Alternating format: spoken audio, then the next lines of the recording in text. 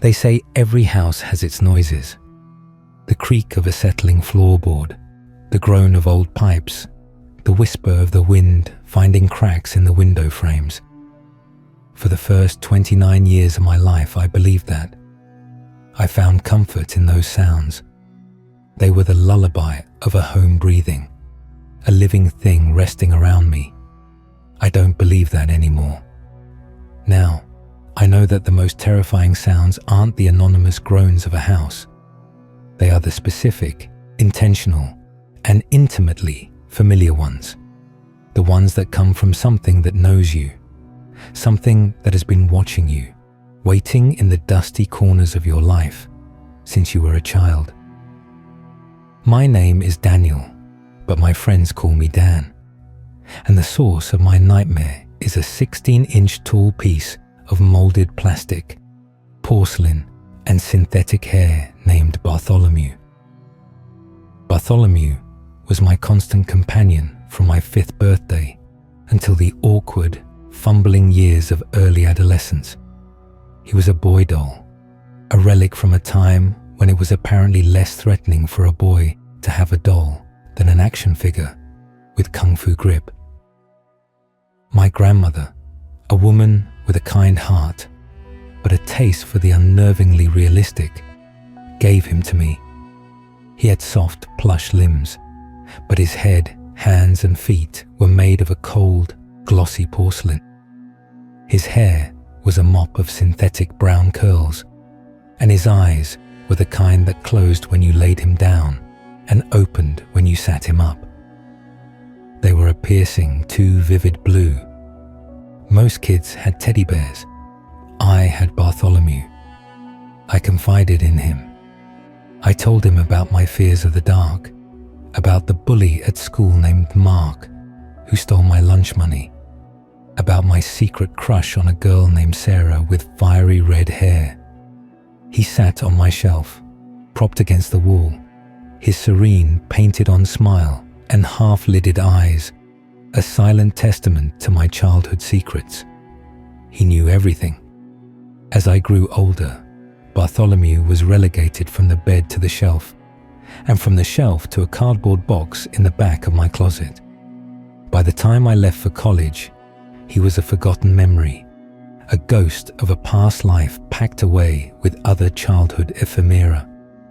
When my parents passed away in a car accident 2 years ago, I inherited the old house. It was too big for me, full of echoes and memories, but it was paid for, and the silence of my own apartment had begun to feel oppressive. Moving back was a melancholy process.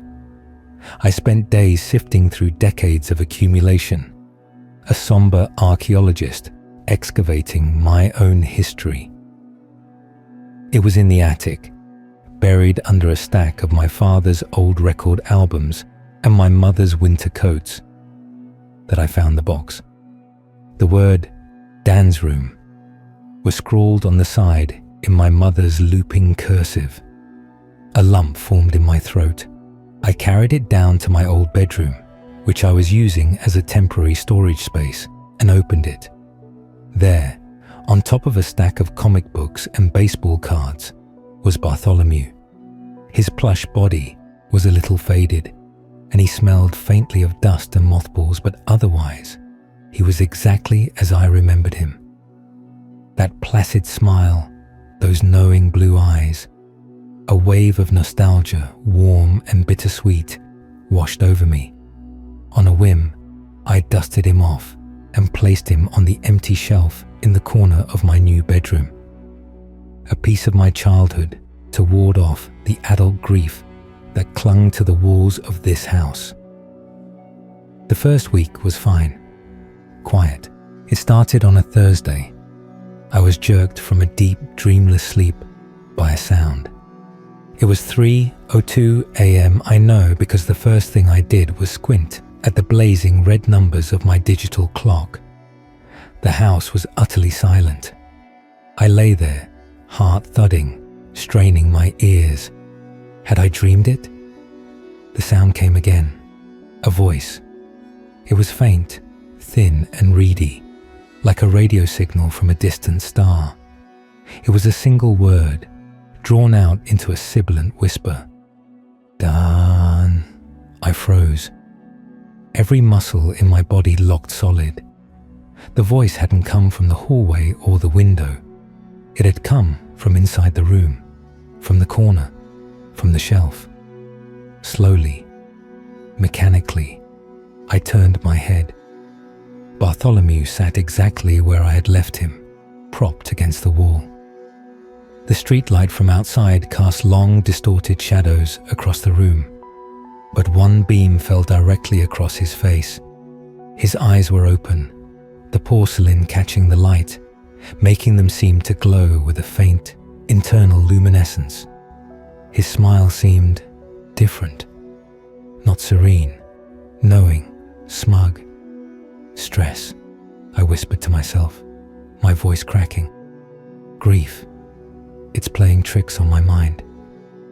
I pulled the covers up to my chin, like a child afraid of the monster under the bed, and eventually, exhaustion pulled me back into a fitful sleep. The next night, it happened again. 3:02 a.m., the same thin, whispery voice. You're afraid. This time I didn't move. I just lay there, my breath caught in my throat, my eyes fixed on the doll's silhouette. The voice was undeniable. It was his voice. It was the voice I had imagined for him as a boy. But now it was real, stripped of any childish warmth and filled with a cold, alien malice. This went on for a week. Every night, at the same witching hour, Bartholomew would speak. It was never a long conversation, just a single, chilling sentence. The dark is deep. She never loved you. Sarah, Mark hurt you. I remember. He was regurgitating my childhood fears, the secrets I had whispered to him decades ago. He was reminding me that he knew. He had always known. The comfort I had felt from his presence curdled into a thick, cloying dread. I started dreading the nightfall. I'd lie awake watching the clock, a prisoner waiting for the executioner's call. 2:58 a.m., 2:59, 3:01. My heart would hammer against my ribs, a frantic drumbeat counting down the seconds to that soft, terrible whisper. I couldn't take it anymore. On the 8th day, I decided to get rid of him. It was a bright, sunny Saturday morning, the kind of day that makes nightmares feel silly and distant. Emboldened by the sunlight, I marched into my bedroom, grabbed Bartholomew from the shelf, and shoved him into a black trash bag. I didn't look at his face. I tied the bag shut, the crinkling of the plastic sounding unnaturally loud in the quiet house. I drove him to the city dump, a sprawling, desolate landscape of garbage and seagulls. I threw the bag onto a reeking pile of refuse, watched it tumble down the side, and felt a massive weight lift from my shoulders. It was over. That night, I slept deeply and dreamlessly for the first time in over a week. I woke up feeling refreshed, reborn. The sun streamed through my window, and the world felt right again. I made coffee, whistling a tune. It was only as I was pouring the creamer that I saw it. On the kitchen counter, sitting neatly beside the sugar bowl, was Bartholomew. A scream caught in my throat, coming out as a choked gasp. I stumbled back, knocking over a chair. It was impossible. I had driven 20 miles. I had seen him land on that heap of rotting trash. Yet here he was. He was clean, untouched by grime or filth. But he was different. His head was tilted slightly to the side, and his painted smile seemed tighter, sharper, cruel. Panic, cold and absolute, seized me. This wasn't a ghost. This wasn't a hallucination. This was something else. Something with a tangible physical presence that defied logic. I snatched him up, my skin crawling at the touch of his cold porcelain hands. I didn't think. I just acted. I ran to the garage, found my old aluminum baseball bat, and carried Bartholomew out to the concrete patio in the backyard. "Leave me alone!" I screamed, my voice raw and hysterical. I swung the bat with all my strength. It connected with a sickening crack crunch. Porcelain shards exploded outwards. One piece sliced my cheek, a sharp, stinging pain. The doll's head shattered into a dozen jagged pieces, his serene smile now a grotesque collection of broken fragments. One of his blue eyes rolled across the concrete and came to a stop by my foot, staring up at me. I kept swinging, beating the plush body until the stuffing leaked out and the bat was dented and smeared with grime. I was panting, sobbing, covered in sweat and a fine dust of porcelain. I gathered the remains, shoving the torn cloth, the leaking stuffing, and the sharp pieces of porcelain into a new, heavier garbage bag. I drove to a different location this time, a river on the outskirts of town. I hurled the bag as far as I could into the churning brown water. I watched it sink, bubbles rising to the surface for a moment before the river swallowed it whole. "There," I panted, my hands on my knees. "You're gone." I returned home, exhausted but triumphant. I cleaned up the mess on the patio, disposed of the baseball bat, and tried to calm my frayed nerves. He was gone. He had to be. That night, 3:02 a.m. arrived in a silence so profound I could hear the blood pulsing in my ears. I lay in bed, tense, waiting. A minute passed, then another. Nothing. A sob of relief escaped my lips. It was over. I had won. And then the voice came. But it wasn't a whisper from the corner of the room. It was right next to my ear, so close I could feel a faint, cold breath on my lobe. And it was different. The thin, reedy quality was gone, replaced by a low, guttural, gravelly rasp, thick with a hatred so pure it felt like a physical blow. "You shouldn't have done that, Dan." I shrieked and scrambled out of bed, falling to the floor in a tangle of sheets. I fumbled for the lamp, my hand shaking so violently I knocked it over. In the frantic strobe-like flashes of the faulty bulb as it rolled, I saw him. He was on my pillow. He was reassembled, but wrong. Horribly wrong. His head was a mosaic of cracked porcelain, held together by a dark, tar-like substance that oozed from the seams. His one remaining eye was no longer a placid blue, but a deep, bloody red, and it glowed with a faint, infernal light. The stuffing I had torn out was visible through rips in his plush body, but it was dark and matted, like old, dried blood.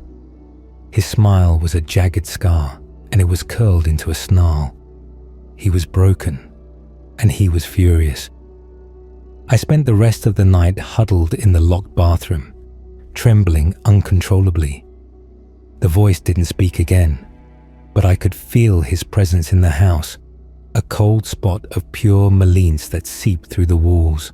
The next day, I tried to flee. I threw some clothes in a bag and ran to my car. The engine wouldn't turn over, just a dead, clicking sound. The battery was completely drained, though it was brand new. I called a taxi.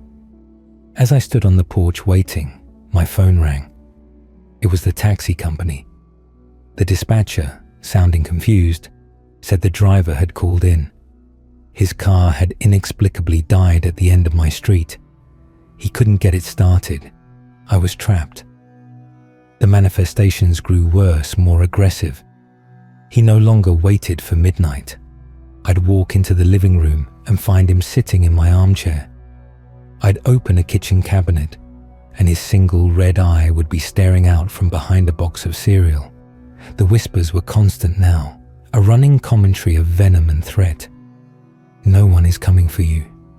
This is my house now. I remember how you cried when Mark pushed you. I liked it." He began to move things, small things at first. My keys would go missing, only to be found in the freezer. Then, one morning, I woke up to find every photograph of my parents in the house turned face down. The silence in the house was no longer the silence of emptiness, but the silence of a predator holding its breath. The final straw, the thing that broke the last vestiges of my sanity, happened 3 nights ago. I was trying to sleep on the couch, a knife clutched in my hand, when I heard a sound from the kitchen, a soft, rhythmic thump, thump, thump. I crept to the doorway and peered in. Bartholomew was standing on the kitchen table. In his soft, plush hand, he was holding a large, sharp kitchen knife, the one I had been clutching minutes before. He was slamming the point of the knife into the wooden table over and over, with a strength that was impossible for his form. Thump, thump, thump. He stopped and slowly turned his shattered head towards me. The red eye blazed. "I'm tired of whispering, Dan," he rasped. "Let's play a new game. Hide and seek. You hide, I'll seek, and I'll bring the knife." He tilted his head, and the jagged smile widened. "I'll count to 100.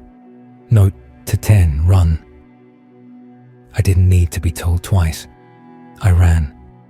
I fled my own home in nothing but my t-shirt and boxers, not caring about the cold or the neighbors.